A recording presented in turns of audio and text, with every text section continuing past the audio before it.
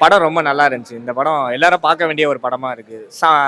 எல்லாரும் இந்த படத்த பார்க்கணும். இந்த படம் வந்து ஒரு சொல்ற விஷயம் வந்து என்னன்னா, நீங்க வந்து பேரண்ட்ஸ் வந்து நீங்க வந்து சில விஷயம் உங்க குழந்தைக்கு பண்ண முடியாம இருக்கும். உங்க குழந்தைங்களும் அத ஏங்கிட்டு இருந்தாலும், லைக் எல்லா விஷயத்துக்கும் அவங்க ஏங்கிட்டு இருப்பாங்க. ஸோ நீங்களும் உங்களால எல்லா விஷயத்தையும் பண்ண முடியாம போகும். ஸோ ஆனா நீங்க வந்து அதையும் தாண்டி அவங்க கூட சேர்ந்து நீங்க பறந்து போணும். ஒரு மாதிரி அது வந்து ஒரு நல்ல ஒரு டிராமாவா இருந்துச்சு. எனக்கு இது செம காமெடி படம்.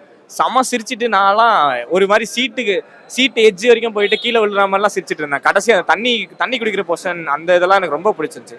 படமா அது பார்த்தீங்கன்னா அது வந்து ராம் சாரோட நான் வந்து அவரோட டேரக்ஷன் எனக்கு ரொம்ப பிடிக்கும். நான் அதை வந்து நிறைய படங்கள் நான் தரமணி, கட்டுரை தமிழ் எல்லா படங்களும் நான் பார்த்து வளர்ந்ததுனால இந்த படம் வந்து எனக்கு வந்து எக்ஸ்ட்ரா ஒரு ட்ரீட் மாதிரி இருந்துச்சு. ஆனால் உண்மையிலே இது நல்ல படம். எனக்கு இந்த படத்துல பாத்தீங்கன்னா சிவாவோட ஆக்டிங் தான் எனக்கு ரொம்ப பிடிச்சிருந்துச்சு. ஏன்னா அவர் வந்து இதுல ஒரு இன்னசென்ட் சோலா இருந்தாரு. எல்லாரும் இதுல நல்லா நடிச்சிருந்தாங்க. எனக்கு ஆனா பர்டிகுலரா சிவாவோட ஆக்டிங் பிடிச்சிருந்துச்சு. ஏன்னா அவர் மோஸ்ட்லி அவர் படத்தை ஃபுல்லா டிராவல் பண்றாரு.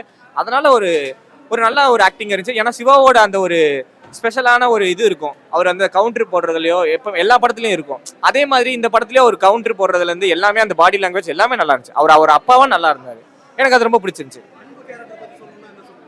அன்பு கேரக்டர் பாத்தீங்கன்னா அன்பு கேரக்டர் வேற யாரும் இல்ல, நான் தான். அது கிட்டத்தட்ட நான் சின்ன வயசுல இப்படிதான் பண்ணிருந்தேன். ஐ மீன் இவ்வளவுலாம் ஓடிட்டு இல்லை, ஆனா நான் ஓடிட்டு இருப்பேன். எங்க அப்பா பின்னாடி பைக்ல வருவாரு, ஆனா ஓடிட்டுலாம் வர மாட்டாரு. அவர் கொஞ்சம் இதுவா இருப்பாரு. அதனால வந்து பைக்ல வந்து என்ன வந்து கூட்டு போவாரு. ஆனா கிட்டத்தட்ட அன்புனா நானா தான் பார்த்தேன். நான் நல்லா இருந்துச்சு. இந்த படம் வந்து எல்லா விதமான ஆடியன்ஸும் பார்ப்பாங்க. ஃபேமிலி ஆடியன்ஸ் நீங்க வந்து இதுல வந்து கேட்டகரைஸ் பண்ணவே முடியாது. ஏன்னா இது வந்து எல்லா விதமான ஒரு ஆடியன்ஸ் எல்லாருமே வந்து பார்க்க வேண்டிய ஒரு படமா இருக்கு. எல்லாருமே பாருங்க. நல்ல ஒரு என்டர்டைனர் இந்த படம். படம் உண்மைக்கு சூப்பரா இருந்துச்சு ப்ரோ. நல்ல ஃபேமிலி படம். எல்லாமே நல்லா காமெடியா போயிட்டு இருந்துச்சு. ஃபேமிலியா வந்து பாருங்க ப்ரோ. ஒரு ஃபேமிலி கதை தான். ஒரு அப்பா பொண்ணு, ஒரு பையன் அப்பா ஃபேமிலி எப்படி மேனேஜ் பண்ணுது, அப்பா எப்படி ஒரு குழந்தை எப்படி ஹேண்டில் பண்ணுன்னு சொல்லிட்டு நல்லா காட்டியிருந்தாங்க. நேச்சர் ரொம்ப முக்கியம்னு சொல்லியிருக்காங்க. படம் உண்மையிலேயே சூப்பரா இருக்கு.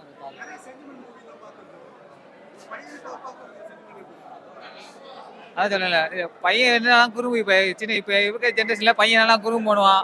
அது பேரண்ட்ஸ் எப்படிலாம் கண்ட்ரோல் பண்ணாங்கன்னு சொல்லிட்டு அதே மாதிரி போயிட்டு இருந்தாங்க. நல்லா சூப்பரா இருந்துச்சு ப்ரோ.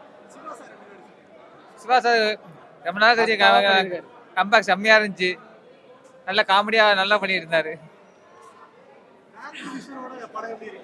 பேசு சொல்ற கேட்கறாரு பாரு. பேசு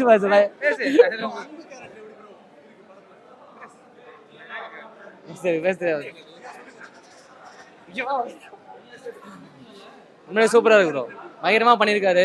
சின்ன பையனா இருந்தாலும் செம்மையா பண்ணியிருக்காரு. எல்லாமே கேரக்டர்லாம் நல்லா செம்மையா பண்ணியிருக்காரு. இல்லை, எதிர்பார்ப்பு எப்பயுமே அவர் படம் செம்மையா இருக்கும். இந்த வாட்டி இன்னும் சூப்பரா இருந்துச்சு. ஒரு கருத்தோட கொண்டு வந்திருக்காங்க. படம் செம்மையா இருக்கு. ஆடியன்ஸ் எல்லா படமும் பார்க்கலாம். ஃபேமிலியா வந்து ரொம்ப கண்டிப்பா பார்க்கலாம். சூப்பரா இருக்கு. நல்ல படம். செம்ம ஒர்த்து ப்ரோ. செம்மையா இருக்கு படம். பறந்து போ மூவி உண்மையிலே சூப்பரா இருந்தது. செம்ம என்ஜாய்மெண்ட், செம்ம ஜாலியா என்ஜாய் பண்ணி சிரிச்சுட்டே இருக்கலாம். நீங்க படம் ஸ்டார்ட் ஆனதுலேருந்து எண்டிங் வரைக்கும் பார்த்தீங்கன்னா உங்களோட 24 இதில் அந்த படம் பார்த்த அந்த 2 ஹவர்ஸ்லையுமே கண்டிப்பாக சிரிச்சுட்டே இருப்பீங்க. செம்ம என்ஜாய்மெண்ட்டாக இருந்தது. செம்ம ஃபீல் அவுட்டான மூவி. நல்ல ஒரு இது. இப்போ உள்ள 2K பசங்க அப்படின்னு சொன்னாலே நம்ம ஒரு சில விஷயங்கள்லாம் வச்சுருப்போம்ல, அதெல்லாம் வச்சு ஒரு மேனேஜ் பண்ணி ஒரு படம் ஸ்பெண்ட் பண்ணியிருக்காங்க. அப்பா பையனோட அந்த ஒரு பாண்டிங்லாம் செம்மையாக இருந்துச்சு. என்னதான் இருந்தாலும் நீ ஏன் பையன் இல்லடா அப்படிதான் பேசுவேன் அப்படின்னு சொல்கிற விதமாக இருக்கட்டும். செம்ம ஃபீலு. உண்மையிலே டேரக்டரை பாராட்டியே ஆகணும். ஏன் அப்படின்னா இந்த மாதிரி யோசிக்க முடியுமானே நமக்கு தெரில. ஆனால் அவர் யோசித்து அந்த சில விஷயங்கள்லாம் கொடுத்த விதமாக இருக்கட்டும். நம்மளுக்கு கருத்துன்னு சொன்னாலே நம்மளுக்கு டென்ஷன் ஆகும். ஆனால் அதையே வேறு விதமாக கொடுப்பாங்களா, அந்த மாதிரி கொடுத்த விதெல்லாம் சூப்பராக இருந்தது. எனக்கு லாஸ்ட்டாக கிளைமேக்ஸில் திருவிளையாடலை ஒரு கான்செப்டாக வச்சு முடிச்சது வந்து சூப்பராக இருந்துச்சு. படம் முழுக்கவே உங்களுக்கு வந்து பார்த்தீங்கன்னா சென்டிமெண்ட்டாக இருக்கா, சிரிப்பு தான் வரும். உங்களுக்கு வந்து ஒரு பாண்டிங் இருக்குல்ல, அப்பா பையனோட பாண்டிங், அந்த ஒரு காம்பினேஷன் வந்து ஃபுல் காமெடியாக போகிற மாதிரி இருக்கும். ஆனால் வந்து கதையோடய போகிற மாதிரி இருக்கும். அதுதான் ஒரு பெரிய விஷயம் நினைக்கிறேன். ஏன்னா காமெடி வந்து தனியாக பண்ணிடலாம், கதையோட ஜேனரோட பண்ணுறதுங்கிறது ரொம்ப கஷ்டமான விஷயம். அதுவும் 2 மணி நேரம்லாம் நீங்கள் வந்து பார்த்தீங்கன்னா ஒரு படம் முழுக்கவே அந்த இது பண்ணுறதுங்கிறது ரொம்ப ரொம்ப கஷ்டமான விஷயம். ஸோ அதை வந்து சூப்பராக பண்ணிட்டாருன்னு சொல்லலாம். செம்மையாக இருந்துச்சு. உண்மையிலே சிவா அண்ட் ராம் சாரோட காம்பினேஷன் செம்ம ஃபீல். ஏன்னா தேட்டருக்கு வந்த அத்தனை பேருமே எப்படின்னா, நம்ம ஒரு பெரியவங்களை சிரிக்க வைக்கிறது கஷ்டம். அதே நேரத்தில் ஒரு செட் ஆஃப் காமெடிஸ்லாம் பார்த்தீங்கன்னா சின்ன பசங்களை சிரிக்க வைக்கிறது ரொம்ப கஷ்டம். ரெண்டையுமே சேர்த்து ஒரு தேட்டர் முழுக்கவே சிரிக்க வைக்கிறதுங்கிறது அவ்வளோ ஈஸி கிடையாது.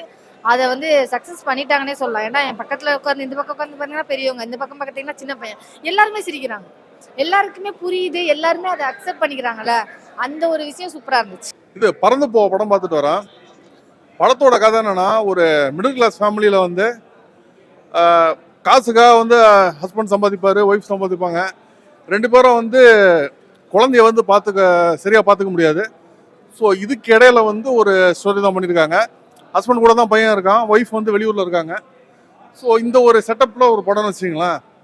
படம் எப்படி இருக்குன்னா, இது வந்து ஒரு புது ஜானர். கண்டிப்பாக தமிழ் சினிமாவில் ஃபர்ஸ்ட் இது வந்து ட்ரை பண்ணியிருக்காங்க. ஒரு டார்க் ஹியூமரே வந்து ஒரு வித்தியாசமாக ட்ரை பண்ணியிருக்காங்க.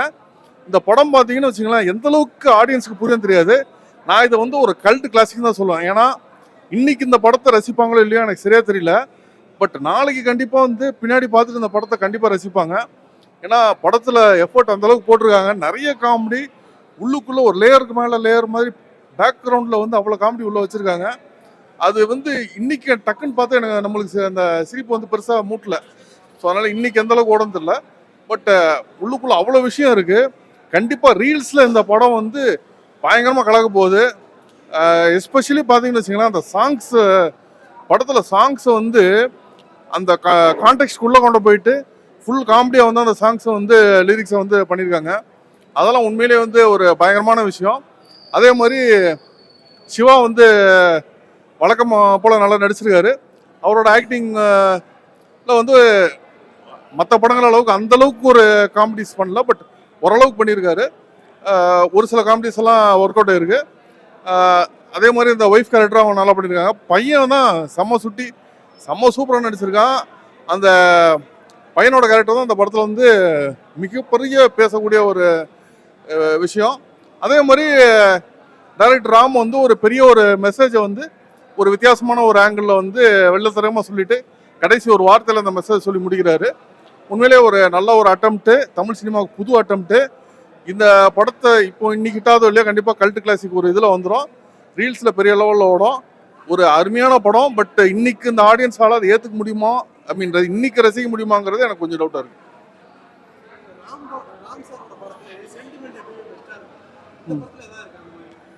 இந்த படத்தில் சென்டிமெண்ட் இருக்கு.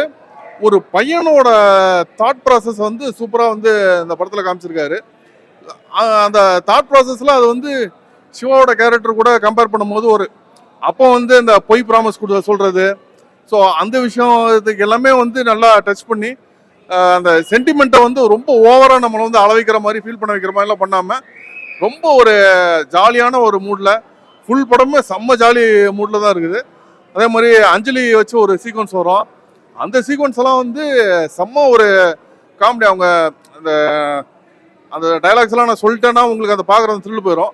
ஸோ அந்த ஒரு டைலாக்ஸ் எல்லாம் சொல்லும் போது அடப்பாவி அப்படிங்கிற மாதிரி நம்மளுக்கு ஒரு அந்த சிச்சுவேஷனே வந்து செம்ம காமெடியாக வந்து உருவாக்கியிருந்தாரு. உண்மையிலே அது ஒரு சில விஷயங்கள்லாம் அந்த படத்தில் நல்லாவே பண்ணியிருந்தாரு. ஆக்சுவலாக ரொம்ப மெனக்கட்டு அந்த ஸ்கிரிப்டில் வேற ரேஞ்சில் அந்த காமெடிக்காக ஒர்க் அவுட் பண்ணியிருக்காங்க. பட் இது ஒரு ரெகுலர் காமெடி கிடையாது. ஸோ எந்த அளவுக்கு ஆடியன்ஸுக்கு இது வந்து கனெக்ட் ஆகும்னு தெரியல.